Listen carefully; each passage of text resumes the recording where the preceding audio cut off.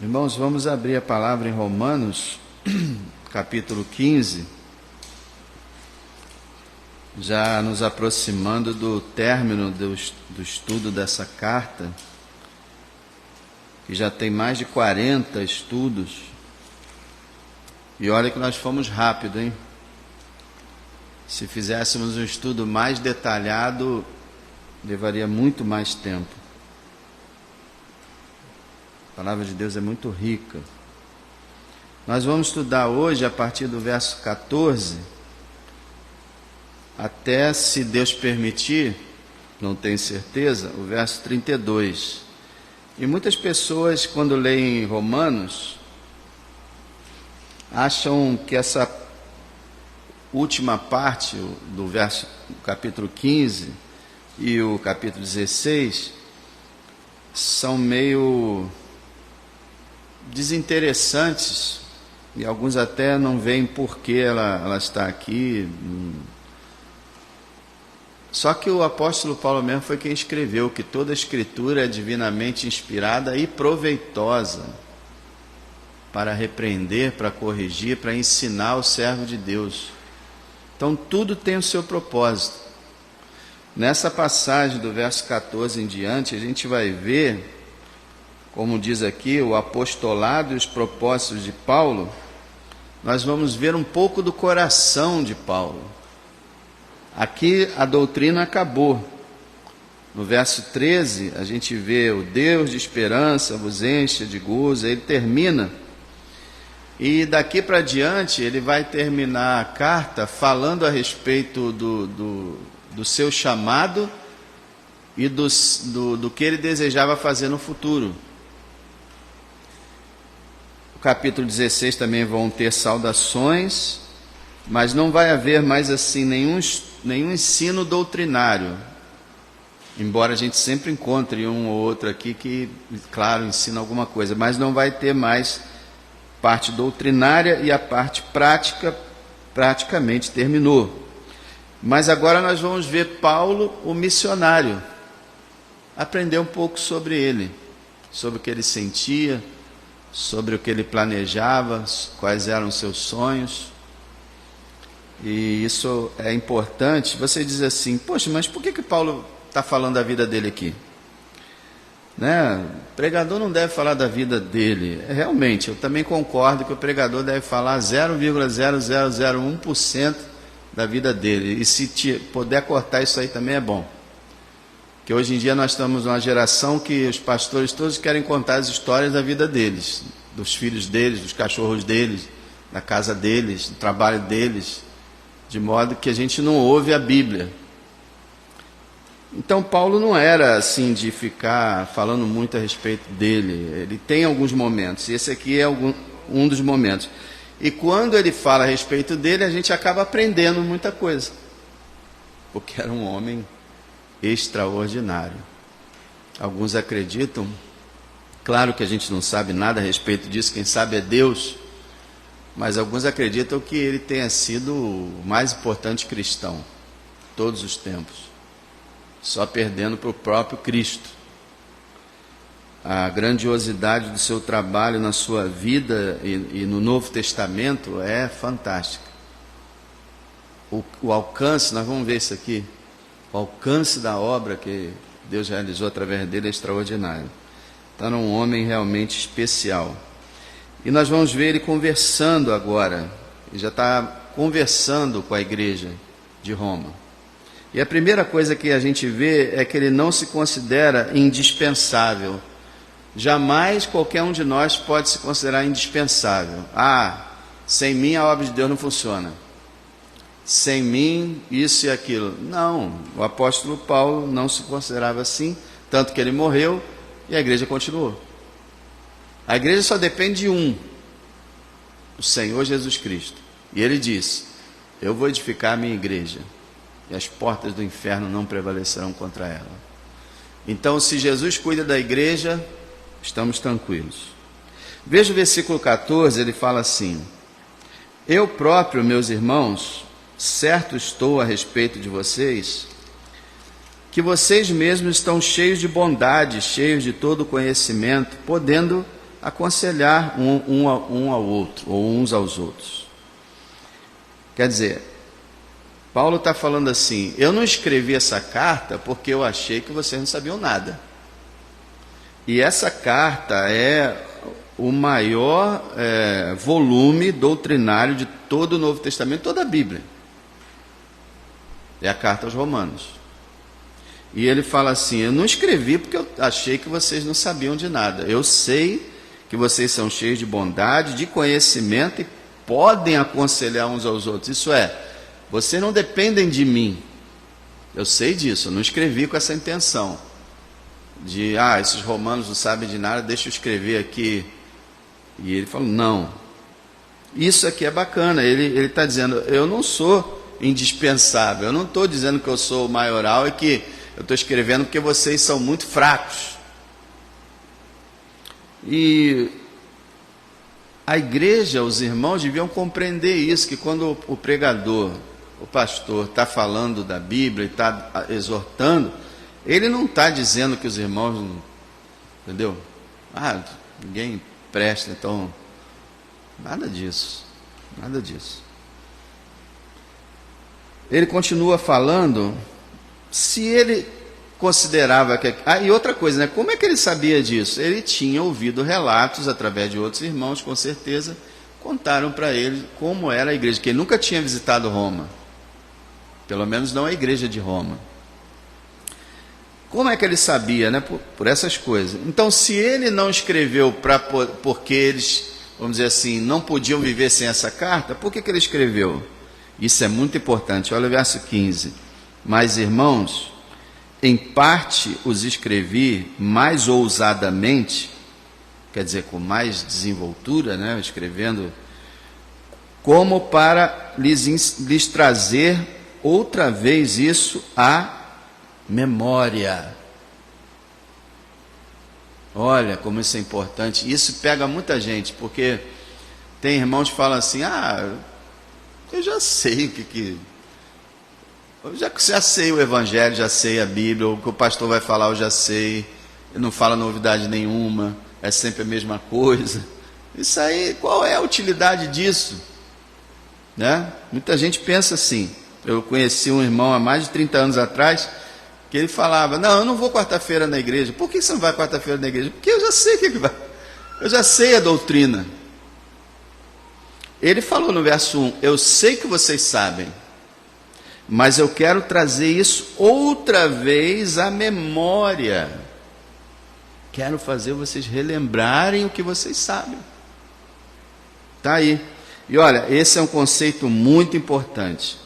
A função da Bíblia, a função da pregação e do pregador é relembrar aos cristãos o que eles já sabem. Se você vê essas igrejas aí de YouTube, de internet, que, eu vou ensinar uma novidade, sai fora. Cristianismo não tem novidade. É tudo conhecido há mais de 2000 anos atrás. Não tem doutrina nova, não tem novidade. O pessoal vive doido atrás de novidade, igual os atenienses, né? O Lucas fala que os atenienses gostavam de novidade. E tem evangélico que adora novidade, que é coisa nova, que é novidade. A novidade é desfrutar o que é antigo, de uma forma renovada. Então Paulo fala: eu quero trazer a lembrança de vocês, a memória de vocês, que vocês já sabem. Isso é muito importante. Veja, por exemplo, em Filipenses, capítulo 3. Quero dar uma atenção rapidinha a isso aqui, que é muito importante. Filipenses 3. Porque às vezes a gente fica pensando isso mesmo. Para que, por exemplo, para que eu fico pregando o Evangelho todo domingo? Para que eu fico pregando as mesmas coisas? Está aqui isso. Veja Filipenses 3:1. Resta, irmãos, que se alegrem no Senhor. Não me aborreço de lhes escrever as mesmas coisas. E é segurança para vocês. Que texto importante, né? Paulo está falando: olha, eu quero dizer de novo para vocês, se alegrem. E eu não fico chateado de escrever ou de repetir as mesmas coisas, não. porque isso é para a segurança de vocês. O que ele quer dizer com isso? A nossa segurança espiritual depende da renovação da nossa fé, da renovação do nosso conhecimento. Aquela mensagem domingo à noite, por exemplo, mensagem daquele tipo é para a gente lembrar que a gente não pode deslizar, que a gente não pode viver uma vida irresponsável. Então, a palavra de Deus, os apóstolos, os pregadores, eles repetem mesmo e não se importam com isso. Eu me lembro, há décadas atrás, que havia seminaristas e pregadores e pastores que diziam que não gostavam de pregar em texto conhecido. Que eles diziam assim, todo mundo já conhece esse texto, todo mundo já pregou nesse texto. Eu fico procurando aqueles textos assim, né? Eu não tenho vergonha nenhuma de pregar João 3,16, quantas vezes for preciso. Tem uma história bacana sobre George Whitefield, que é um grande pregador inglês, que ele pregava o novo nascimento. Novo nascimento, milhares de pessoas se converteram. E ele estava sempre pregando o novo nascimento. Aí uma senhora da igreja falou assim, senhor Whitefield, pois não, por que o senhor sempre prega sobre o novo nascimento, necessário vos é nascer de novo, sempre isso? Ele virou para ela e falou assim, porque necessário vos é nascer de novo. Só o fato dela estar questionando aquilo já estava suspeito, né? E ele falou para ela, olha, eu prego porque é realmente necessário. Então é o que ele está falando, é segurança.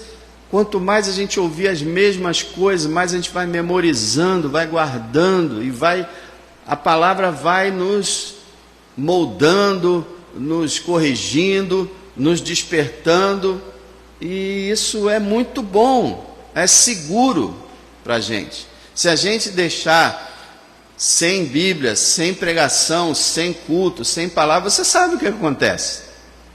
Existe um monte dos nossos membros dessa igreja aqui que não estão mais servindo a Deus. É importante, é seguro para vocês. E nem mesmo, até mesmo o apóstolo Pedro, veja 2 Pedro, essa passagem é muito bonita, 2 Pedro, fica depois de Hebreus, Tiago, 1 Pedro, antes de 1 João, antes de Apocalipse. 2 Pedro capítulo 1, a partir do verso 12, essas cartas de Pedro são lindas, irmãos, vocês deveriam ler. 1 Pedro, então, extraordinária carta, 2 também. Veja, 1,12, pelo que não deixarei de exortá-los sempre acerca dessas coisas.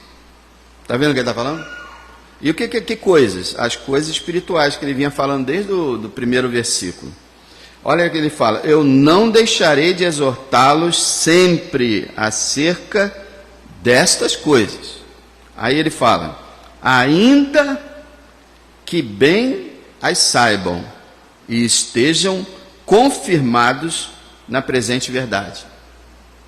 Olha, parece ter uma teimosia, né? Teimosia santa. Eu não vou parar de ensinar vocês essas coisas, ainda que vocês saibam, eu vou continuar. Mesmo que vocês saibam e estejam confirmados em tudo isso, eu vou continuar falando. Por quê, gente? Olha o verso 13.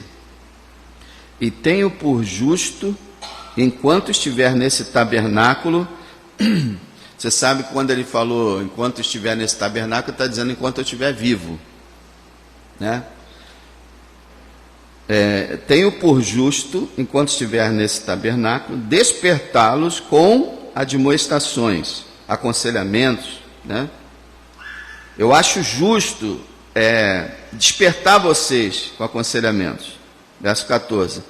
Sabendo que brevemente hei de deixar este meu tabernáculo, quer dizer, eu vou morrer, como também nosso Senhor Jesus Cristo já me tem revelado.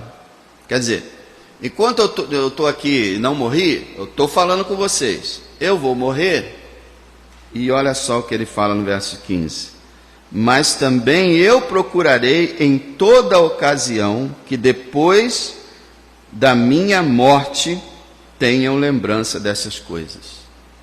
Quer dizer, eu estou vivo, eu vou ensinar isso para vocês. Eu sei que vocês sabem, mas eu vou continuar ensinando. Eu vou morrer e eu quero que depois de que eu morrer, vocês ainda lembrem daquilo que eu ensinei. Que maravilhoso que o Senhor fez, né? Que até hoje está aí as palavras de Pedro. E enquanto o céu e a terra, até quando eles passarem, as palavras de Pedro vão continuar. Deus ouviu a intenção dele.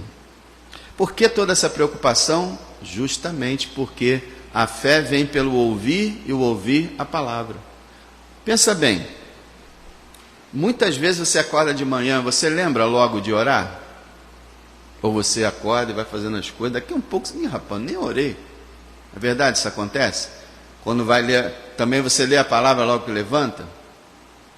E se você não entrar em contato com nada, de repente o Espírito Santo vai desejar lhe despertar, mas normalmente pode ser que você passe o dia todo sem fazer absolutamente nada. Você não leu, você não ouviu uma mensagem, não ouviu um louvor, nada lhe despertou. Você sabe que tem que orar, sabe que tem que ler a Bíblia, mas não fez nada disso. Então, quer dizer, ainda que a gente saiba essas coisas, a gente precisa estar sendo despertado, a gente precisa estar sendo aconselhado, ouvindo, porque Satanás não cansa de atacar a gente.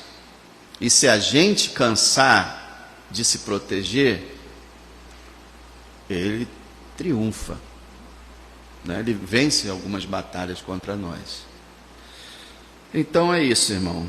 Não espere novidades, novos ensinos, e não fique chateado quando você ouve, eu já sei isso que o pastor está falando. Você tem que dar graças a Deus que você já sabe, glória a Deus. Mas, será que sabe mesmo? A Bíblia ela tem uma propriedade, que é ser simples e ser profunda. A mensagem da cruz, todos nós conhecemos? Mas será que conhecemos como devemos? Tão profundamente assim? Claro que não. Vocês lembram do filósofo Sócrates? Ele dizia assim, eu só sei que nada sei. Grande afirmação de Sócrates. Realmente ele não sabia nada. Por isso que ele morreu perdido. Só sei que nada sei. O cristão ele deve ter essa atitude. Não, o que eu sei não é suficiente. Não é nada. Eu preciso crescer. Eu preciso aprender. Nunca o crente, ou pregador, ou pastor, ou teólogo, estudioso, seja quem for, nunca pode dizer que já alcançou. Uma vez um grande pintor, diz a história, ele estava pintando um dos seus quadros e daqui a pouco ele chamou a mulher dele, mulher, jogou as palhetas no chão. Acabou a minha carreira de pintor. E ela falou, por quê? Porque eu me satisfiz com o que eu fiz. Estou satisfeito. Acabou. Entendeu? Não, né? A gente, justamente quando a gente se satisfaz interiormente com a gente mesmo, é que estagnou tudo. É aquela busca, aquele querer mais e buscar mais, é isso que o Senhor quer. Então Paulo considerava importante a repetição do ensino. Em vez de você dizer assim, poxa, de novo a mesma coisa, você diga assim, que bom que eu sei essa mesma coisa. E vou orar para que outra pessoa que esteja aqui na igreja que não saiba esta mesma coisa, possa conhecer nessa noite. Volta lá em Romanos 15. É muito arrogante e orgulhoso da nossa parte se dissermos que sabemos alguma coisa. Porque, na verdade, se tratando de cristianismo, nós nunca sabemos nada tão profundamente como é. Então, Romanos 15, ele continua falando agora sobre a fonte do chamado. Ele agora vai falar do chamado dele. Chamado é aquela atitude de Deus de escolher uma pessoa antes da fundação do mundo e chamar ela para a salvação, para o ministério. No caso aqui é para o ministério. A fonte do chamado, versículo 15, a parte C. Pela graça que por Deus me foi dada. Veja, ele fala no verso 15, irmãos, eu em parte escrevi mais ousadamente, como para trazer essas coisas à memória. Aí ele quer dizer o seguinte: o que eu escrevi, que vocês viram que foi uma coisa profunda, né? Nada existe mais sublime do que Romanos, pode haver, eu empato Romanos e João. Para mim são os maiores livros da Bíblia, João e Romanos. Mas Deus é que sabe, né? Mas o negócio é profundo. E ele fala, olha, foi pela graça de Deus que me foi dada que eu tenho essa capacidade de escrever dessa forma, de conhecer dessa forma. O apóstolo Paulo conhecia o Evangelho mais profundamente que qualquer outro. O que ele escreveu sobre o Evangelho, na profundidade que ele escreveu, os outros autores não conseguiram alcançar uma profundidade assim. Por quê? A graça de Deus que me foi dada. O chamado é pela graça. Nenhum homem deve ser exaltado, só Deus é exaltado. Paulo existiu por causa da graça de Deus, porque Deus o chamou. A natureza do chamado, veja agora, a natureza do chamado, verso 16. Que eu seja ministro, ou servo, de Jesus Cristo entre os gentios, ministrando o Evangelho de Deus, para que seja agradável a oferta dos gentios, santificada pelo Espírito Santo, de sorte que tenham glória em Jesus Cristo nas coisas que pertencem a Deus. Veja, a natureza do seu chamado. Ele foi chamado para ser servo de Jesus Cristo, e ser pregador, ministrar o Evangelho de Deus entre os gentios. Isso é uma coisa fantástica, porque, não sei se você se lembra, Paulo era Saulo, o fariseu. Antes de ser cristão, ele odiava os gentios. O judeu, quanto mais rígido ele era, e vamos dizer assim, mais fanático, mas ele odiava os gentios. Ele nem olhava para a cara de um gentio. Se um gentio pedisse um copo d'água para ele, passava direto. E agora Deus o chama para anunciar o que ele perseguia, Jesus, e o chama para pregar aos gentios. Eu creio que Paulo, de vez em quando, lá na Europa, na Ásia, ele levantava de manhã, e quando ia para o ministério, para a pregação, ele ficava assim, como é que pode uma coisa dessa? Eu no meio dos gentios. Então você vê que é a graça de Deus, né? É a graça de Deus. Ninguém poderia ter feito isso na vida de Paulo, só Deus, transformar aquele coração daquela forma. E como ele foi obediente, né? Ele ama muito o seu povo, amava muito o seu povo também. Ele podia dizer, não, Senhor, eu vou para os judeus. Não, você é apóstolo dos gentios. Você, ex-fariseu, apóstolo dos gentios. A natureza do chamado, então, era ser servo de Cristo entre os gentios, servindo o Evangelho de Deus. Irmão, essa é a mensagem do pregador, da igreja e do reino de Deus. O Evangelho de Deus e todas as suas doutrinas que a cercam. O Evangelho, isso é igual ao sistema solar. O Sol é o Evangelho. E todos os planetas que rodam em torno do Sol são as doutrinas que não são aquelas diretamente do Evangelho, mas que dependem do Evangelho, que estão todas as doutrinas giram em torno do Evangelho. E é lamentável como a igreja de Cristo tem abandonado o Evangelho. O Evangelho virou uma nota de rodapé. Eu posso dizer isso para vocês de ocular. Eu já vi ao vivo e na internet as pessoas pregarem o que quiserem, tudo de mais supérfluo que existe, e no final fazer uma nota de rodapé. Jesus, tá? Você quer Jesus? Jesus pode te dar a salvação, ou nem isso, a vida eterna, ou uma vida melhor. E você quer aceitar Ele? E aí um montão de gente levanta a mão, aceitar aqui Jesus eu não sei, porque Ele não foi anunciado. O Evangelho virou uma nota de rodapé, mas se você olhar o Novo Testamento, você vai ver que é o Evangelho o tempo todo.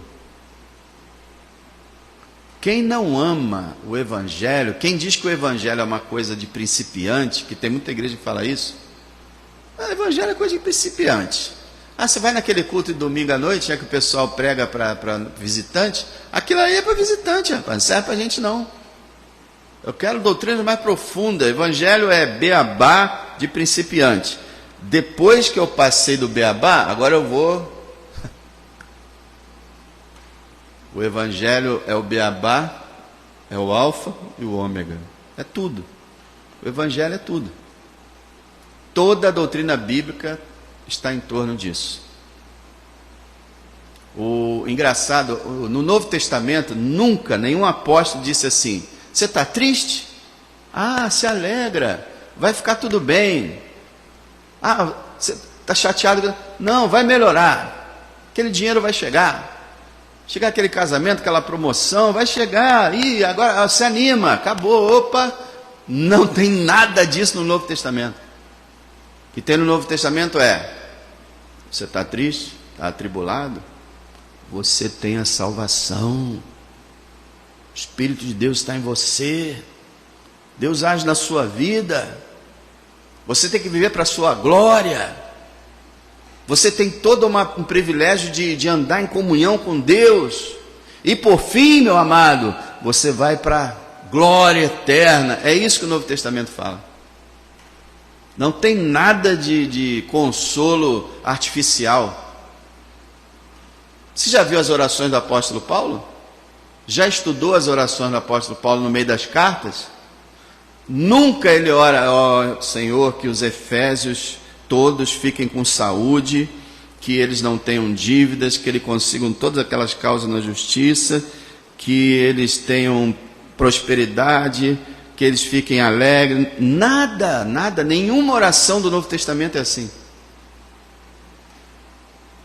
É assim: Pai, eu peço que Tu abras os olhos deles do entendimento, para eles compreenderem a grandeza, a riqueza da herança que eles têm, o poder de Deus que está neles. As orações deles são tudo que eles possam compreender a altura, a largura, a profundidade do amor de Cristo, que Deus, que habite neles toda a plenitude de Deus. É assim as orações. Estuda qualquer dia. Pega as cartas de Paulo, sublinha onde ele estiver orando e não ensinando, está orando. Sublinha lá e estuda. Quero que eles sejam cheios de conhecimento, que eles realmente percebam tudo que eles receberam. É uma coisa impressionante. A natureza do ministério da igreja é o Evangelho. E Satanás tem derrubado a igreja. Com raras exceções, mesmo aquelas igrejas que parecem as melhores igrejas, é uma coisa absurda, gente. A gente está vivendo uma ilusão. As igrejas que parecem as melhores igrejas, que você fica, puxa, que lindo, não prega o Evangelho. Natureza do chamado. Agora, a confirmação do chamado. Uma coisa interessante desse verso 16 é que ele fala que ele é ministro de Jesus Cristo, ministrando o Evangelho, para que seja agradável a oferta dos gentios, santificado pelo Espírito Santo.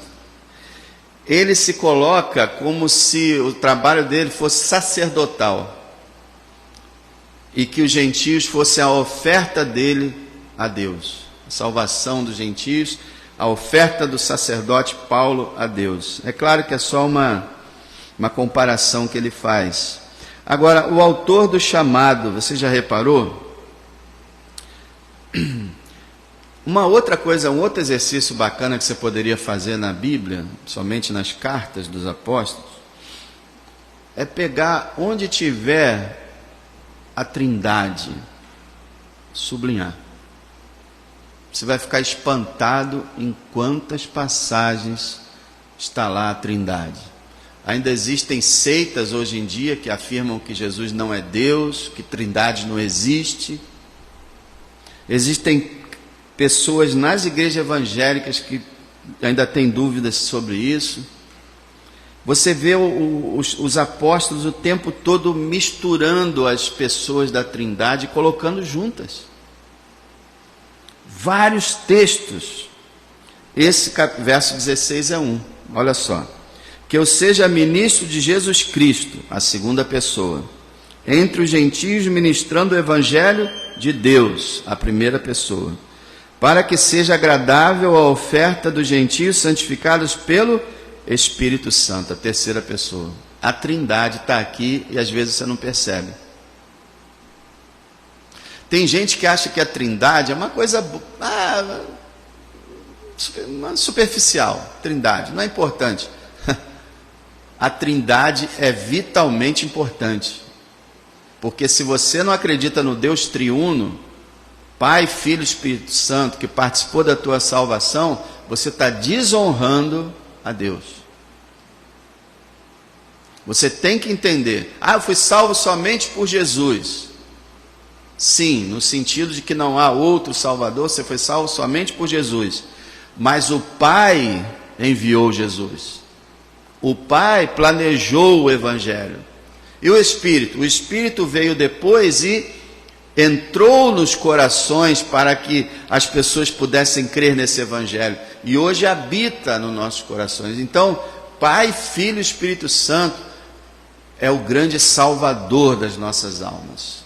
Nós temos que viver sempre para Cristo, mas sem esquecer o Pai, sem esquecer o Espírito Santo.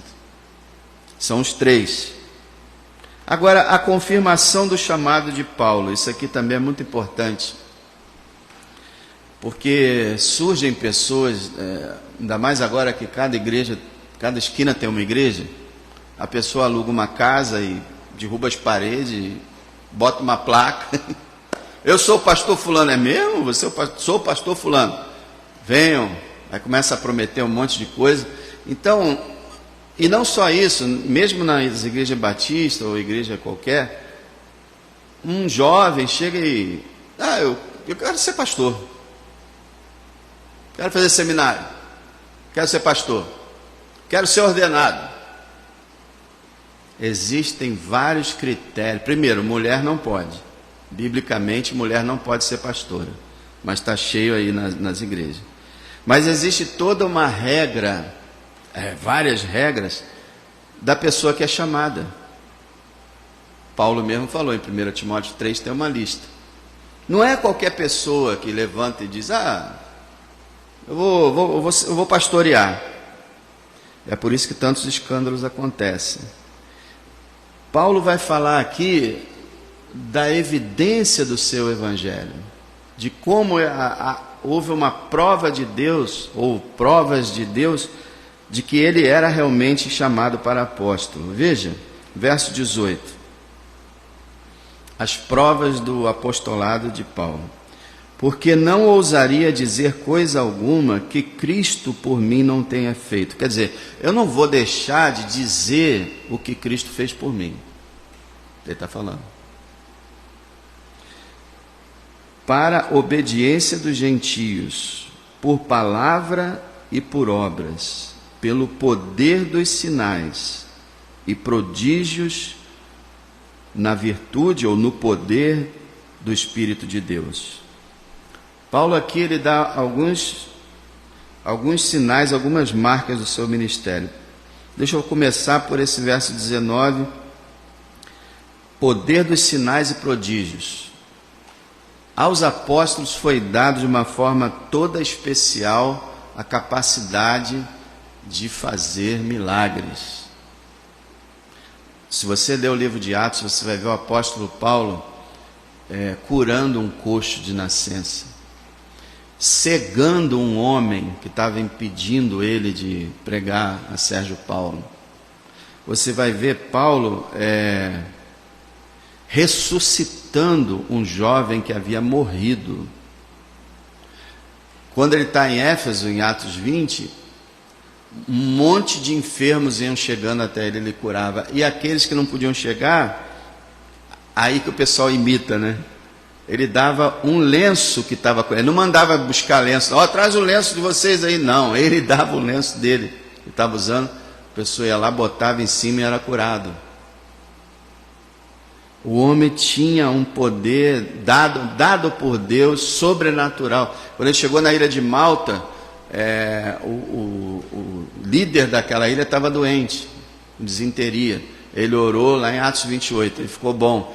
Todos os enfermos da ilha vieram até ele curou todos. Quando ele foi picado por uma serpente, vocês se lembram, quando ele chegou na ilha de Malta? Nenhum dano ele sofreu. Então ele era um homem que tinha sido dado a ele esses sinais e prodígios. E aí a gente vê a humildade de Paulo. Paulo é esse homem, mas ele fala de uma maneira aqui bem discreta, só para mencionar. Ele não fala assim, olha gente, eu levantei o coxo, eu curei todos os enfermos, eu fiz isso, como muita gente faz. Não, ele, olha, os sinais, os prodígios, atestaram que eu sou um apóstolo de Deus. Comprovação do ministério. Aí você fala assim, peraí. Então não pode ter pastor nenhum praticamente hoje, né? Eu mesmo não. Outros que quiserem também não, porque não tem sinal e prodígio nenhum, nunca fiz nada disso.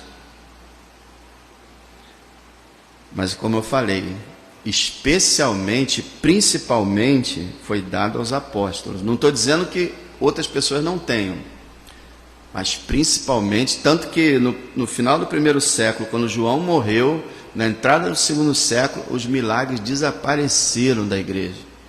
Ficaram meio que desaparecidos até o início do século XX, quando surgiu o movimento, né? Diferente. Então veja, todo pastor tem que ter sinais e milagres? Não.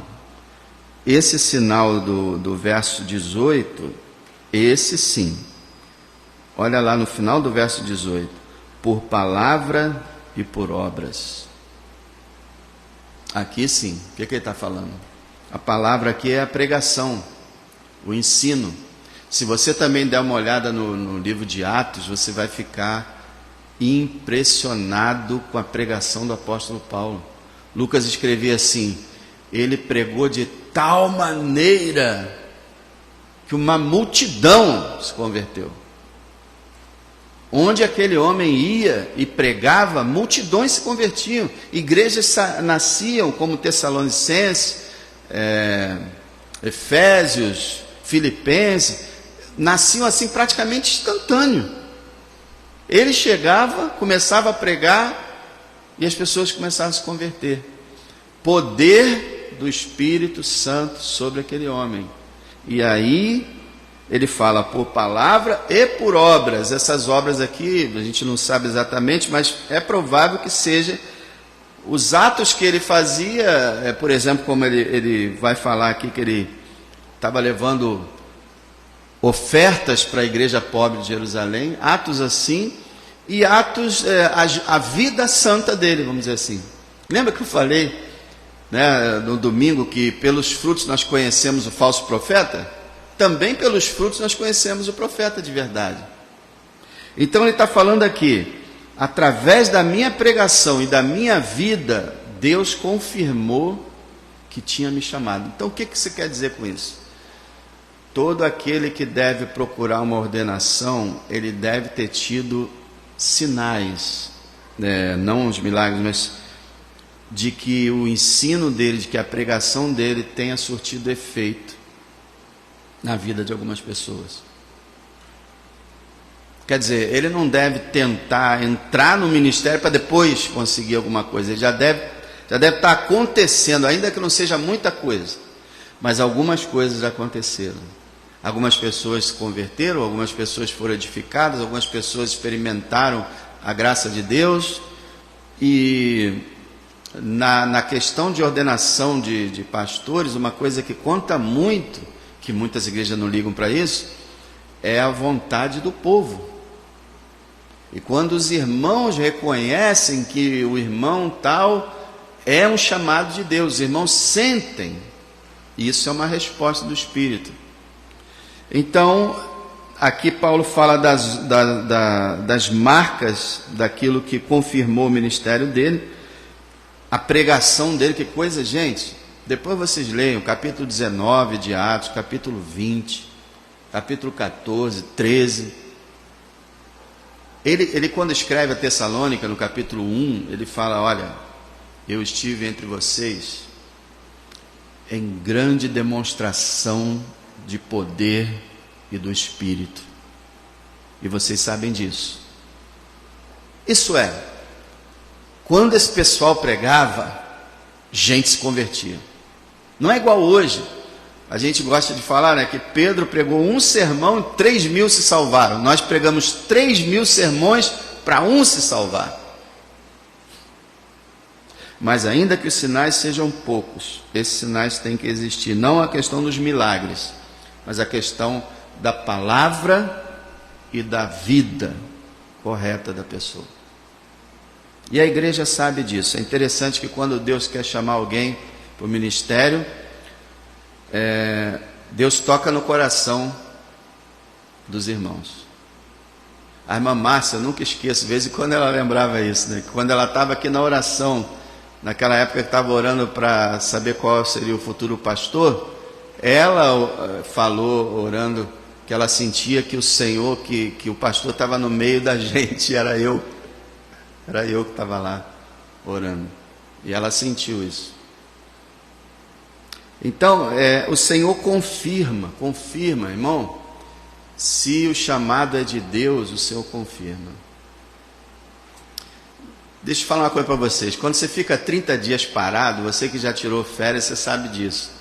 Quando você volta no ambiente, você volta todo meio sem graça,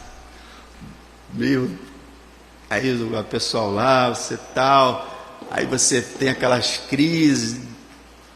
Quando eu estava domingo de manhã aqui, ainda nessa crise tal, estou voltando, o Senhor me tocou.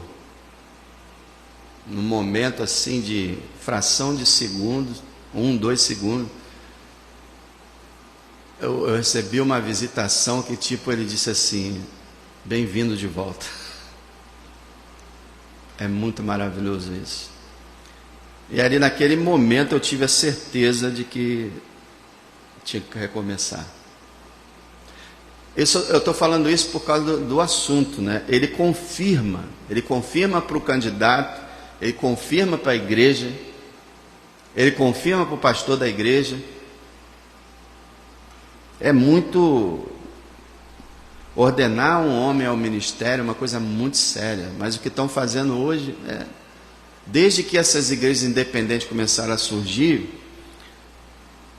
não sou totalmente contra a igreja independente, pelo contrário, tem igreja boa, mas aí começou a surgir sem critério nenhum. Você aluga uma loja, abre, bota uma placa e começa lá a falar. E quem foi que ordenou aquele homem? Ninguém. Qual igreja que separou aquele homem para o ministério? Ninguém, foi ele mesmo. Isso não existe, biblicamente não existe. Então, a confirmação do chamado, e olha que coisa importante, o alcance do chamado. Aí você vai ver o quanto Paulo foi especial. Verso 19, pelo poder dos sinais e prodígios, na virtude do Espírito de Deus. Agora ele vai falar, de maneira que desde Jerusalém e arredores, até ao Ilírico, tenho pregado o Evangelho de Jesus Cristo. Gente, essa é uma região imensa, de Jerusalém, aqui, até o Ilírico. O mar Mediterrâneo, Paulo pregou na Palestina, na Síria, na Galácia, aí foi Filipenses, Galácia, Efésios, Filipenses, aí foi. O Ilírico na região da Croácia, Albânia, Sérvia, aqueles países lá. Alguns autores ficam assim, será que ele falou que ele chegou na fronteira ou que ele entrou? A Bíblia não fala que ele entrou, mas ele pode ter entrado. Em um dos capítulos de Atos, quando começa o capítulo, fala assim, e Paulo, lá naquela região, pertinho daquela região, percorreu várias terras. É bem capaz de ele ter entrado nesses países que já são do lado de cá da Itália. A Itália bota, né? A Itália é igual uma bota. A bota aqui e aqui ele tenha chegado até mais do que Roma, só que pelo outro lado. Gente, não temos notícia de um missionário igual a esse. Onde ele ia, plantava-se igrejas por toda parte. Palestina, Ásia Menor, Europa, só não chegou no lado da África ali. Ele pregou, ele expandiu o cristianismo, ele não, Deus, né? Deus dele, Deus com ele, a graça de Deus com ele, expandiu o cristianismo por todo o mundo civilizado. Quando ele fala aos Colossenses, ele fala, olha, todos já ouviram por toda parte o Evangelho.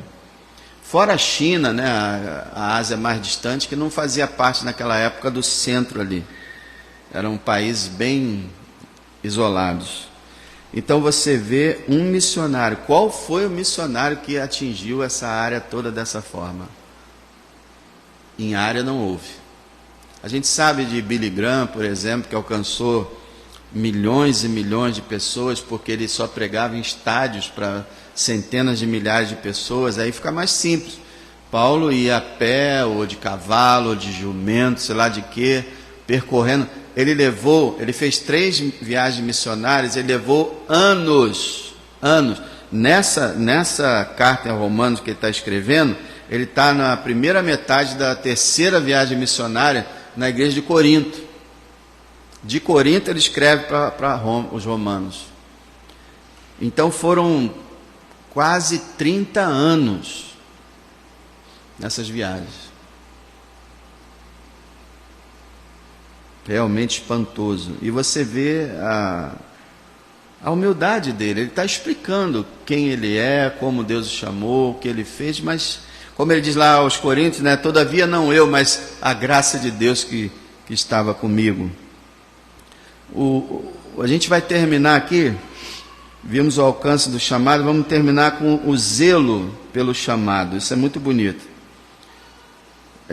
Vocês se lembram, falar sobre zelo do chamado, antes de ler esse texto, abra lá em Atos capítulo 20.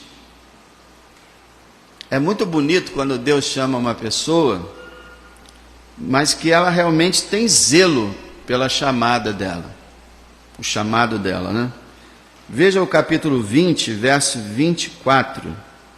Aliás, essa mensagem do verso 17 até o verso 38, também é linda essa passagem, quando Paulo prega aos pastores de Éfeso. E aí, lá ele fala também, né, sobre o que ele buscou fazer, o que ele procurou e aconselhando os pastores. O verso 24 ele fala assim: mas em nada tenho a minha vida por preciosa, contanto que cumpra com alegria a minha carreira e o ministério que recebi do Senhor Jesus, para dar testemunho do Evangelho da graça de Deus. Que declaração maravilhosa! Primeiro ele diz o seguinte: a minha vida só tem valor se eu cumprir o chamado. A minha vida não tenho por preciosa, mas eu estou disposto a morrer. E foi assim mesmo. Ele foi quase morto várias vezes, e ele foi para Jerusalém sabendo que iriam prendê-lo e ele poderia até morrer. Ele falou: a minha vida só interessa se eu obedecer o chamado. A mesma coisa eu digo para você, irmão: a tua vida só interessa se você seguir Cristo. Se você não seguir o Senhor Jesus, a tua vida não presta para nada, você está perdido. Então não tenta ganhar a sua vida, que você vai perdê-la. Não tenta viver para você somente, mas vive para Cristo. Isso aqui não é coisa só de pastor não, de pregador não, isso é coisa de todo crente. Nada tem minha vida por preciosa, contanto que eu siga o meu Senhor. Aqui ele fala assim, contanto que eu cumpra, né, o ministério. Mas olha como é que eu quero cumprir, com alegria. Em Hebreus fala do pastor que pastoreia gemendo. E o autor de Hebreus ele fala assim, irmãos, ovelhas, colabora para que o pastor não tenha que pastorear gemendo. É horrível pastorear gemendo. Então Paulo diz assim, eu quero cumprir o meu ministério, mas com alegria. Uma vez ele falou assim, ai de mim se eu não pregar o evangelho, mas se eu o fizer com alegria, receberei galardão. Então ele não queria só cumprir, ele queria cumprir com alegria a minha carreira e o ministério que recebi do Senhor Jesus. Agora qual é o ministério dele? Dar testemunho do evangelho da graça de Deus. Qual é o ministério de cada pregador, de cada pastor? Dar testemunho do evangelho da graça de Deus. E que mensagem é essa que esses pregadores estão pregando? Que não é o evangelho da graça de Deus. Hoje está uma coisa horrível, irmãos. Basta que uma pessoa suba um púlpito e comece a falar da Bíblia, todo mundo fica feliz, aplaude e vai para casa. Ninguém pensa assim, rapaz, o cara está pregando a Bíblia. Sim, mas o que ele está falando? Ele está interpretando a Bíblia certo? Ele está falando o que a Bíblia fala? Não. Mas as pessoas não estão se portando com isso. Ele fez a parte dele. Ele falou o quê? Ah, não importa. Estou doido para acabar, e aí eu já fiz a minha festinha no culto, agora estou esperando esse homem chato acabar de falar para eu ir embora. É o ministério do Evangelho da Graça. Volta lá em Romanos 15. Ele mostrou o zelo dele nesse versículo que nós lemos. Agora ele vai mostrar aqui no verso 22. Perdão, verso 20. O zelo de Paulo pelo seu chamado. Olha o verso 20. E dessa maneira me esforcei por anunciar o Evangelho. Veja, nós não temos ideia desse esforço aqui. Temos uma pálida ideia. Ele foi apedrejado, ele foi preso, açoitado, sofreu naufrágio. Eu me esforcei. Uma vez ele foi apedrejado e levantou sozinho. Todo mundo pensou que ele estava morto. Levantou. E entrou para a mesma cidade que apedrejou ele. Eu me esforcei. Eu fico perguntando, você se esforça na tua vida cristã? Tem gente que fala, não, salvação é pela graça. É graça. Aí, o que a graça significa? Que você não tem que fazer nada? Não, claro que não. A graça te salvou, mas você tem que operar a sua salvação com temor e tremor, conforme Paulo diz.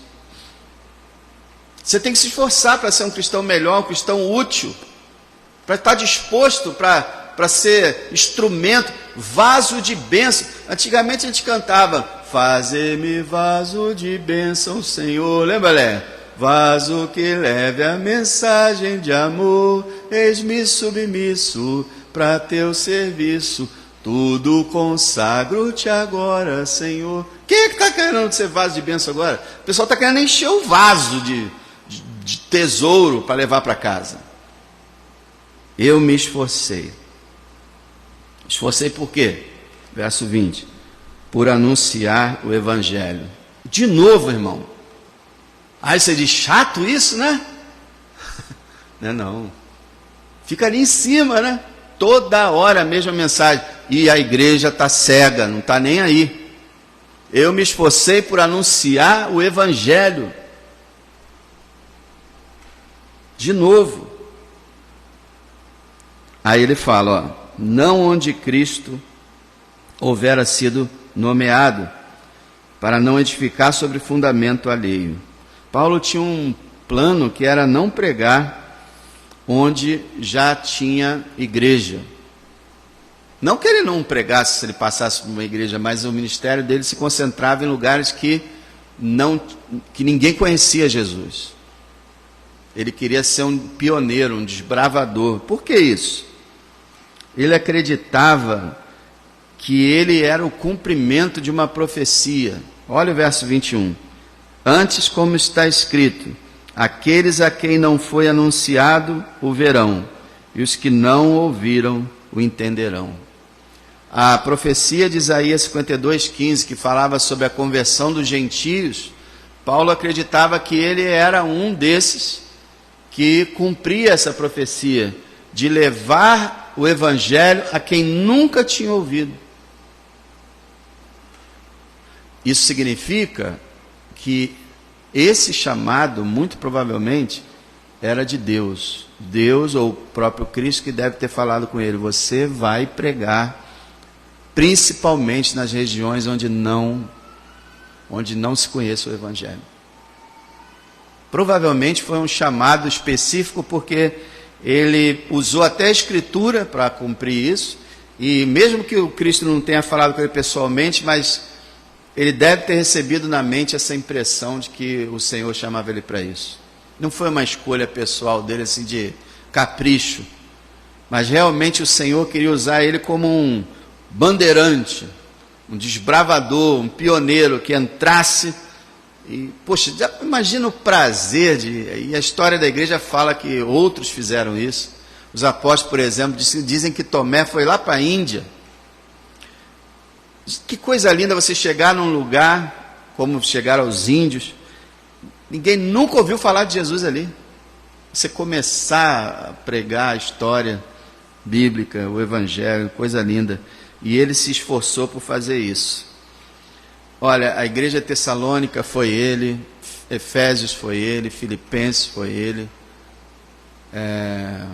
Corinto foi ele, Roma não. Roma provavelmente foram aquele pessoal de Pentecostes, tinha muitos romanos ali também, que receberam o Espírito, deve ter voltado para Roma contando tudo. Colossenses não também, uma das únicas. Então, graças a Deus, através dele que usou Paulo. Então a gente termina aqui com essa questão do zelo, irmão, pelo ministério. Eu queria terminar hoje, mas não vai dar, lógico. Na semana que vem, se Deus permitir, a gente vai ver uma coisa muito curiosa que a gente deveria acompanhar. Nós vamos ver que Paulo fez planos e vamos ver o que aconteceu com os planos. Deixar nessa expectativa aí para vocês acompanharem na semana que vem. Para a gente, irmão, o que a gente deve pensar? Tem uma coisa que as pessoas falam assim: pastor, o que tem a ver com pastor, né? O chamado do pastor não é comigo, não tem nada com isso. O que Deus fala para o pastor não tem nada com isso. Tem tudo a ver. Logo que eu me converti, eu comecei a procurar livros que falavam de ministério pastoral, porque eu sabia de uma coisa: os pastores tinham que ser, vamos dizer assim, pessoas zelosas e exemplares. Então eu pensava, o que está dizendo para um pastor fazer, eu posso seguir. Pode ser um alvo. Então, Hebreus fala isso, né? Imitem a fé dos seus pastores. Então, quando eu lia isso, está falando que o pastor deve ser assim, então, isso significa que o crente deve procurar isso, e eu procurava. Então, procure seguir exemplos de pastores que sejam corretos, mesmo aqueles que vocês conheçam pela internet, e apreciem a mensagem deles, o exemplo deles. Procurem ver, por exemplo, 1 Timóteo, 2 Timóteo. Paulo está lá aconselhando os pastores, mas ao mesmo tempo nós somos aconselhados. O que um pastor deve fazer e viver, a gente também deve fazer a mesma coisa. Então a gente nunca deve dizer, isso aí é pastor, não tem nada a ver com isso. Não, o pastor é um cristão, mas que tem essa incumbência. Então, irmãos, que nós possamos aprender com o cuidado de Paulo, com o zelo dele, com a alegria dele, e nós possamos dizer, ainda que o Senhor não tenha me dado nenhum ministério pastoral ou de pregação, ainda assim eu tenho o ministério de servir a Cristo, de dar bom testemunho dele e de falar do seu nome a todos quanto eu puder. Você fizer isso, às vezes você está conseguindo mais do que muito pastor. Então, que Deus possa nos abençoar. Vamos orar.